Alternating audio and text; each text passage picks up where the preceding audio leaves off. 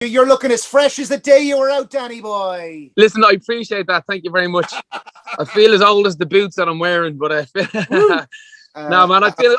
Honestly, I feel great. I feel like, you know what? It feels like the script has just started again because we haven't done anything for like 18 months, and then we just we did a few shows, maybe 3 or 4 shows over the past week or so, and it really feels like someone's pressed play on the world again.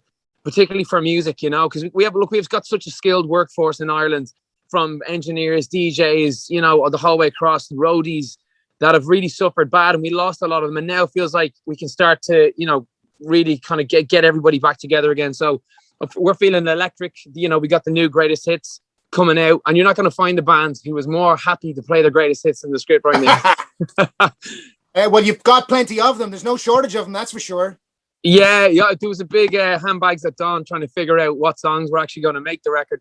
But you know, there's already, like, you know, there's things like Spotify and, you know, iTunes are there that you can go and have a look at, see which are the most popular. But they tend to be the ones that resonate most with us anyway. So there's maybe one or two that ended up being a little bit like, I'm picking this one, right? Well, if you're picking that one, I'm picking this one. So 1 or 2 got elbowed out of the way. But sure, we won't say that. Well, I'm getting the vibe. You're super excited about it all anyway. Why not? An 18-month lay-by is going to fire the juices back up, isn't it?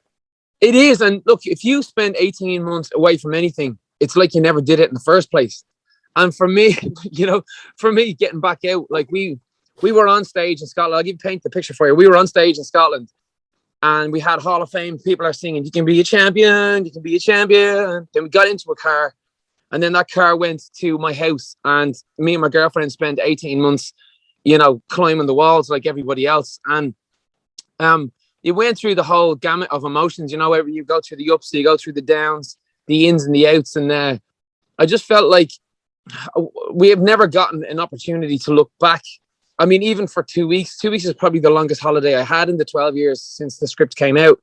And I was kind of looking back, and I said, I'm just super proud that we even get to the point where we haven't broken up as a band. None of us have gone on drugs and lost the plot. None of us are alcoholics, and we you know, it's not for lack of trying, but you know, none of us have done it. None of us have ended up in a bad place, and I'm super proud of that. And I got out the lyrics of the songs, and I was looking at them, and I was like, well, you know, if you take these lyrics, right, you know, drinking old cheap bottles of wine, sit talking up all night, doing things we haven't for a while.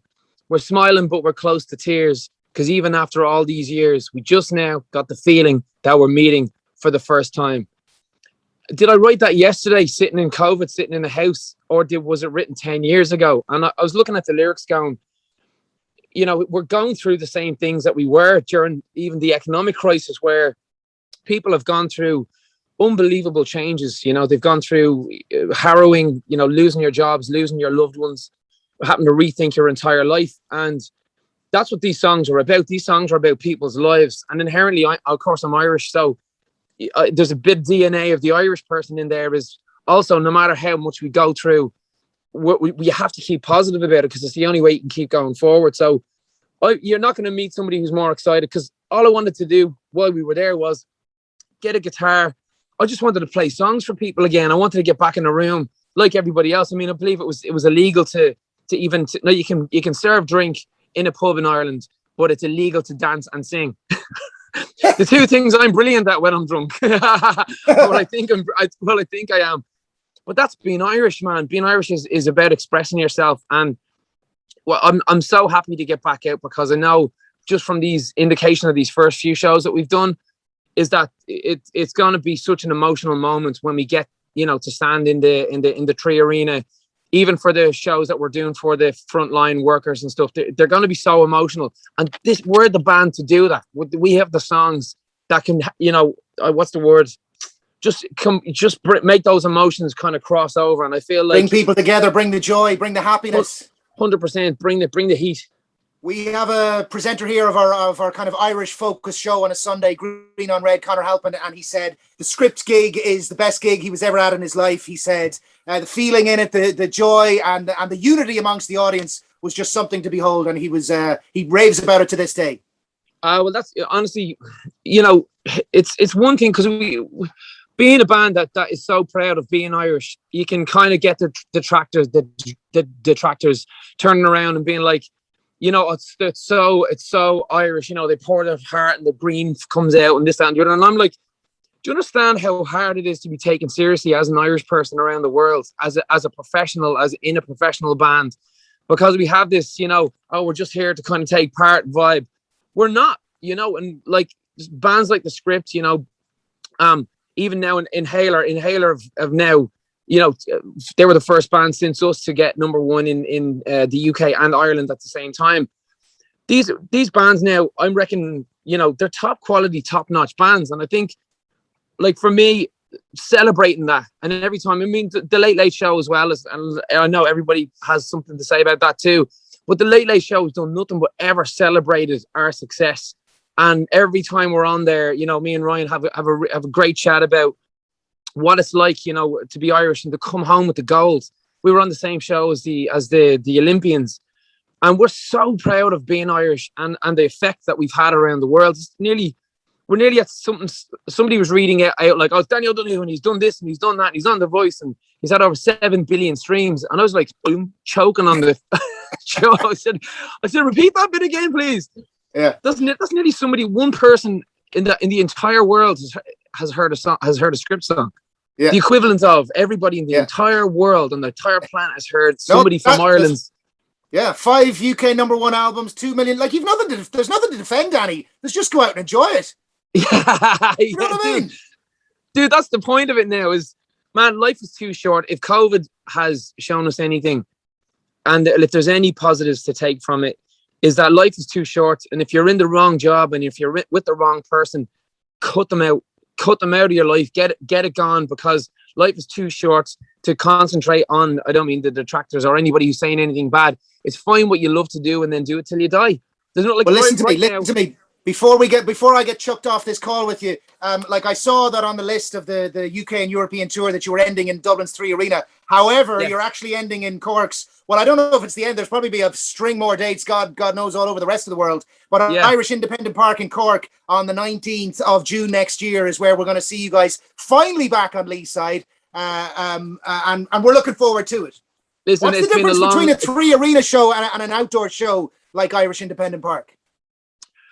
Do you know what? It's because it's very hard to keep the lid on and keep the roof on a Script show. But when it's open air, it's a different vibe, because I almost will it to rain. I'm almost sitting there going, do you know what? It's not an Irish gig unless there is a little, a little spat out of the clouds. But for me, it's not that there is a difference in it. It's just different energy in it. Once I see there's no roof on it, I have to become bigger than the place itself. It also means we can have some fireworks. You know what I'm saying? Yes, a little pyrotechnics.